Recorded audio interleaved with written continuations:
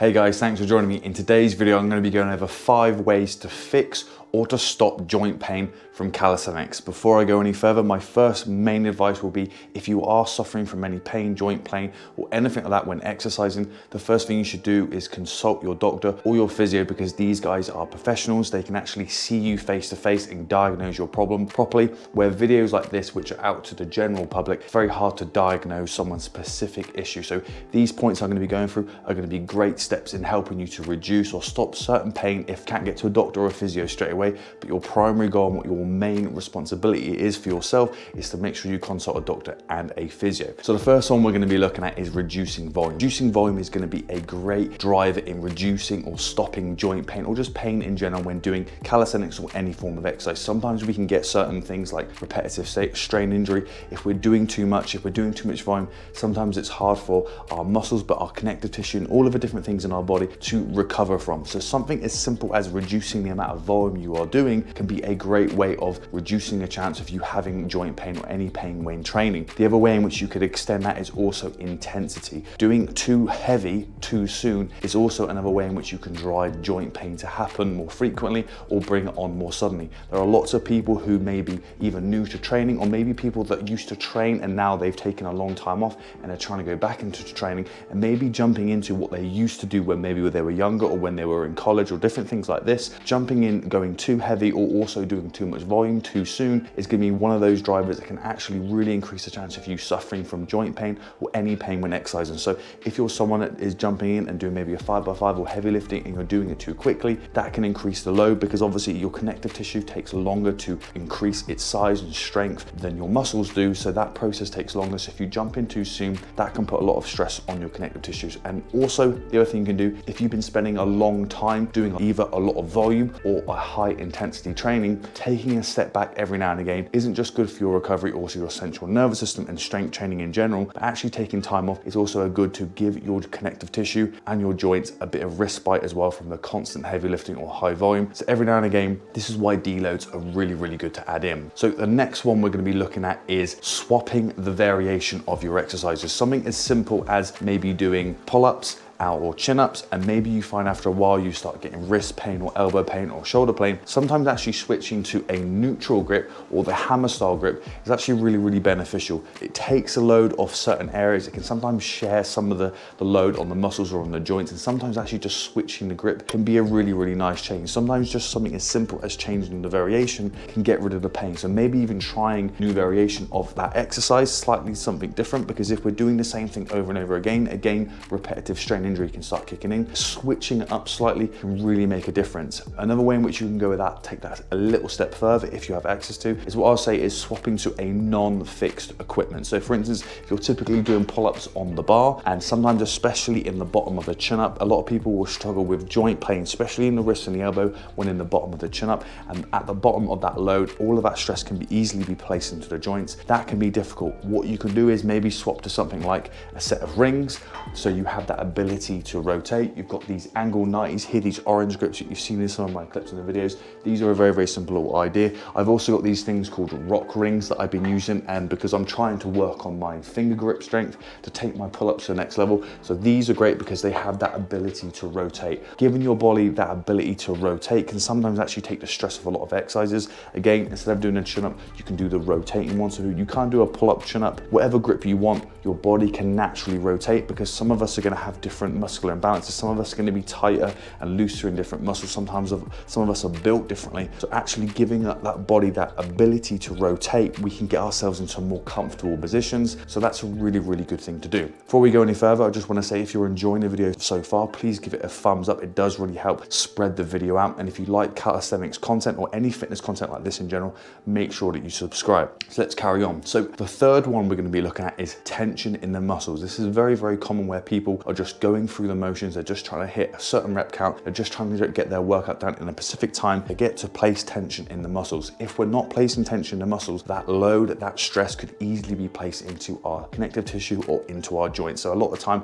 when people are in the pull-up, if they do a full range of motion where they go right proper dead hang, a lot of people do, a lot of people don't, but sometimes people who do get in that dead hang position go completely and utterly loose. So all of your weight, all of your load is then easily going to be put into some of your joints, some of your connective tissue. So what we want to be be doing is, yes, we want to get in that dead hang position, but we still want to be making sure that we're placing tension in the muscles and we're in a controlled state where that tension, that load is still in the muscles, but we are going through a long range of motion. So by making sure that we focus on keeping tension on the muscles, it makes it a lot harder for that tension, that load, our weight, whatever we're doing is going to be placed into our connective tissue and into our joints. Before we get into our next point, if you've noticed that I've got a Calisthenics t-shirt, this one is our Built by Calisthenics. I've got a Built by Rings. I've got lots of different calisthenics clothing. There will be a link to it down below. So if you want to get some clothing that represents your way of training, what you like to do, and you want to show off what you guys do in the gym or in the park, wherever you are, you want to get clothing that represents your training, your fitness standards, and make sure you check out that link below. The great thing about it is if you go through this, you can get yourself some great calisthenics clothing, but it's also a way for you to support the channel. A link to that will be down below.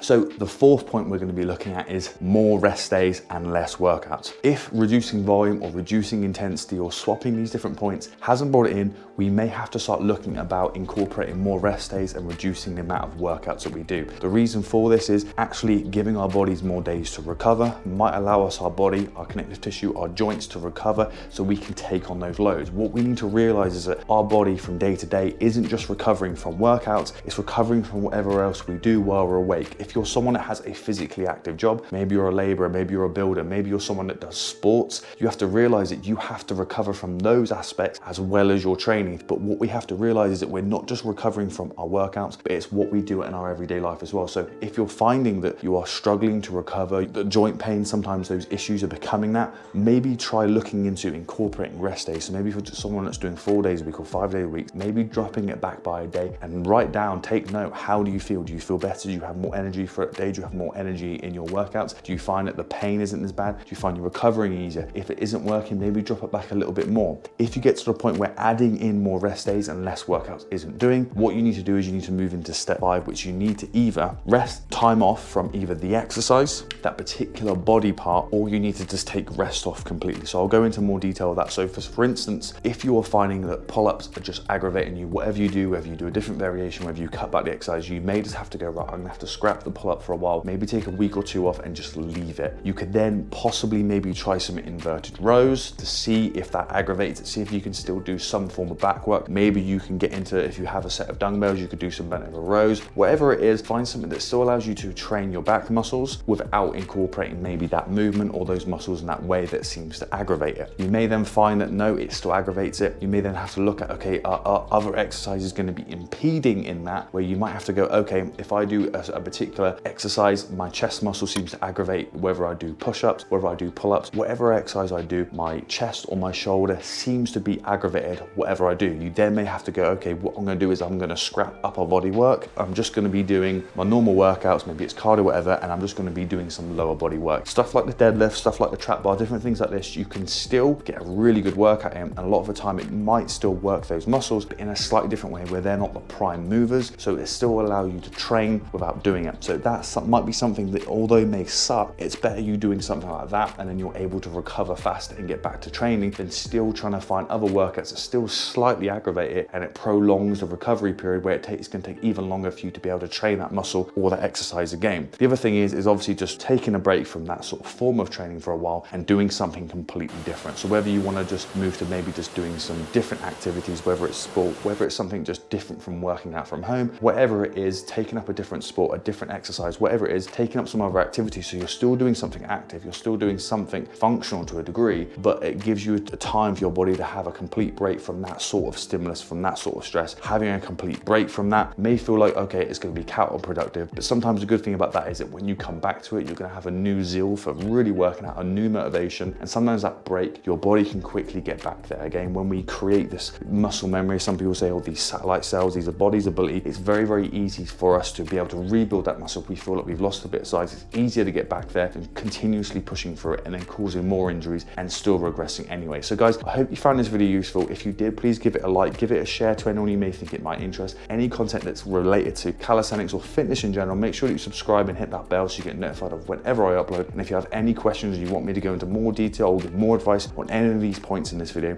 make sure that you comment down below. And don't forget, if you want to get yourself some calisthenics clothing and at the same time support the channel, make sure you check out that link down below. And I'll see you guys in the next video.